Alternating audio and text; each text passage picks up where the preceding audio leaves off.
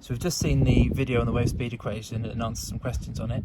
But the thing with the wave speed equation is that actually the numbers can get quite big and quite small as well.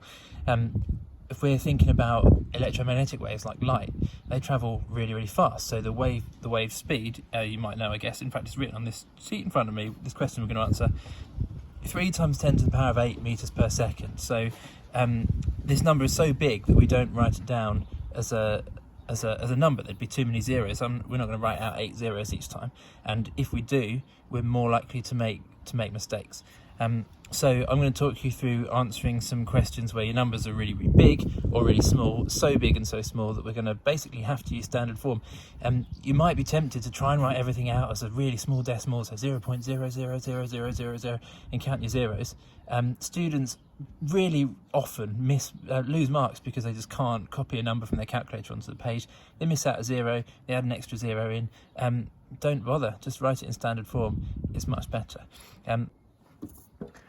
Okay, so if we're answering this question then, to start off, we've got the radio waves have a frequency of 4.8 times 10 to the power of 9 hertz. So as I say, big number. What I always advise doing is writing down all of our values before we start doing the question. And then the speed of electromagnetic waves, 3.0 times 10 to the power of 8. So call that v. The v in the wave speed equation is for velocity, but it is actually a speed. Okay, so I've got those two things, and I know the wave speed equation, which is this. I've dropped the time signs because it's bad algebra, we don't need the time signs, but you can put them in if you feel more comfortable with having the time signs in. We're going to need to rearrange this equation because we're looking for the wavelength, which is this one. And of course you could do that in words if you wanted to, but it's a bit clearer for the video if I do it in symbols. If we put this in a formula triangle, we can rearrange it for the wavelength fairly easily. And that'll probably be the way that you prefer to rearrange equations. So I'll just show you that one. Cover up the thing we're trying to find, which is the wavelength, and that's v divided by f. So it's wavelength equals wave speed divided by frequency. Of course, another way of doing that would be we could divide both sides of this by f, like you would do in maths. I think you do it like this, don't you?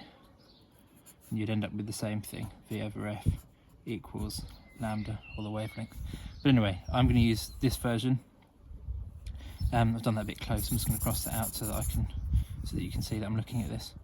So the wave speed was 3 times 10 to the power of 8, and the frequency 4.8 times 10 to the power of 9.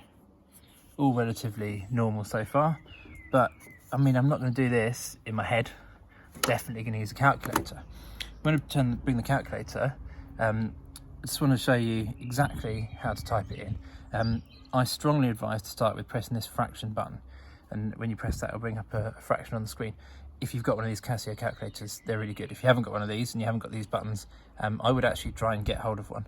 But anyway, I think Mr. Miller sells them in maths.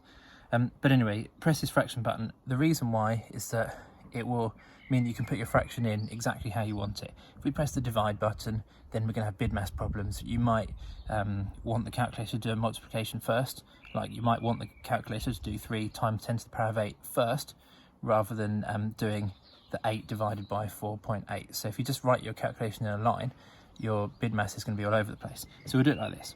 The second thing to note is that you could type in times 10 to the power of 8, but that takes ages, and actually, although I just said that about BIDMAS, this button here is a shortcut and it overrides the BIDMAS. So it would actually, even if we use the divide sign here, actually this would still work out like this, but I still advise using the fraction button.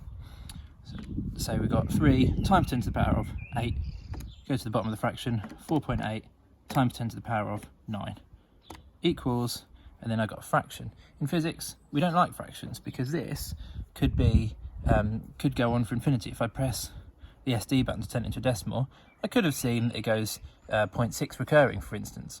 You can't have that in physics because we need to round to an appropriate number of significant figures. It says in the question, give your answer to 2 significant figures. So we couldn't leave this as 1 over 16. That would be 3 significant figures, but it could be infinitely many depending on what number we've got. So we're going to have to, so this is 0.0625. We're going to have to round it. So because it's two significant figures, so 0.063 meters. So they want our answer in meters, and so that's the answer that we're going to give. However, just an extra kind of thing to say about this, since we've got the calculators here, if you press this engineer button, the ENG, you'll put it into what's called engineer's standard form, and that will make the prefix of your standard form a multiple of 3. So that's actually 62.5 millimeters, which is exactly the same thing. But that button there is sometimes handy to turn it into a number that's got a prefix that's got a name. So this time 10 to minus 3 is milli. Hopefully you should know that from your list of prefixes that you've got on the back of the front cover of your exercise book. Anyway, so that's how to use a calculator with standard form, and so there's going to be some more difficult questions now where you're going to need to use standard form in order to answer them.